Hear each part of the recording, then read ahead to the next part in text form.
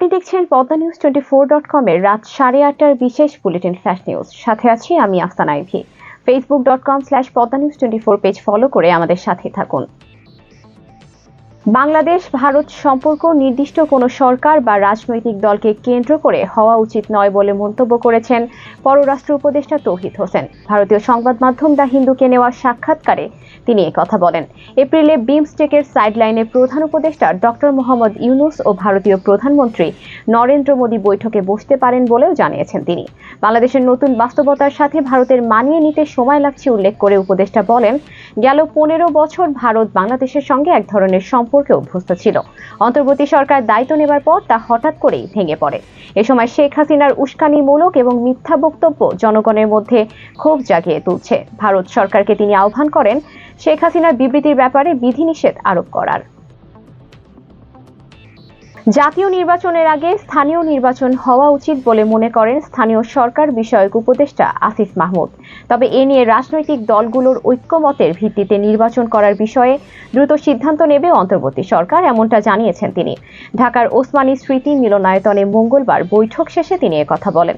উপদেষ্টা বলেন, ডিসি বিভাগীয় কমিশনাররা স্থানীয় সরকারের বিভিন্ন পদে অতিরিক্ত দায়িত্ব পালন করছেন। এতে তারা সমস্যায় আছেন। তারা স্থানীয় নির্বাচন চায়। জাতীয় নির্বাচনের আগে স্থানীয় নির্বাচন হোক, এটা চাই। সরকার বিষয়টা দেখছে, কারণ আইন শৃঙ্খলা পরিস্থিতি ও জাতীয় নির্বাচন সুষ্ঠু করতেও স্থানীয় নির্বাচন হওয়া জরুরি।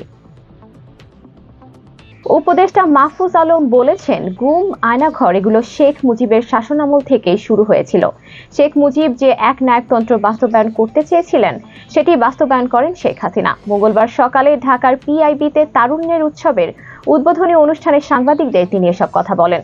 উপদেষ্টা বলেন, শেখ মুজিব যেভাবে বিরোধীদের উপর নির্যাতন করেছেন শেখ হাসিনাও তাই করেছেন। রাষ্ট্রের টাকা খরচ করে শেখ হাসিনা প্রশাসনের বিভিন্ন স্তরে গুন্ডা লালন পালন করতেন। তিনি বলেন, মানুষের যে চাওয়া ছিল দেশ সংস্কারের, তারা তা আজও বাস্তবায়ন করতে পারেননি। সরকারের জায়গা থেকে তারা বিচার নিশ্চিতের চেষ্টা করছেন। বিএনপির স্থায়ী কমিটির সদস্য ডক্টর আব্দুল মঈন খান বলেছেন, স্বৈরাচার পতন হলেও এখনো দেশে গণতন্ত্র প্রতিষ্ঠিত হয়নি। তাই গণতন্ত্র প্রতিষ্ঠায় এখন নির্বাচিত সরকারের হাতে ক্ষমতা হস্তান্তরের বিষয়ে বর্তমান সরকারের সর্বোচ্চ গুরুত্ব দেওয়া উচিত। মঙ্গলবার সকালে জাতীয় প্রেস ক্লাবে গণ অভ্যুত্থান, গণপ্রত্যাশা এবং রাষ্ট্র সংস্কার বিষয়ক সেমিনারে প্রধান অতিথির বক্তব্যে তিনি একথা বলেন। মঈন খান বলেন, অন্তর্বর্তীকালীন সরকারকে জনগণের আবেগকে উপলব্ধি করতে হবে। অথচ এই সরকার গত 6 মাসে সাহসিকতার সঙ্গে দেশ পরিচালনার দায়িত্ব পালনের বার্তা জনগণকে দিতে পারেননি। তিনি বলেন, বাংলাদেশের মানুষ সরকারকে যে ম্যান্ডেট দিয়েছে তা রক্ষা করতে হবে। ক্ষমতা উপভোগের নয়, দায়িত্ব রক্ষার। কোনো ব্যক্তি বা গোষ্ঠীকে সন্তুষ্ট করতে এ সরকার আসেনি। টিকটকে উদ্ভট ভিডিও ছেড়ে ভিউ, লাইক টেনে টাকা আয়ের জন্য মানুষের কবজি কাটার নেতৃত্ব দেওয়া একটি গ্রুপের নেতা আনোয়ারকে গ্রেপ্তার করেছে র‍্যাব 2।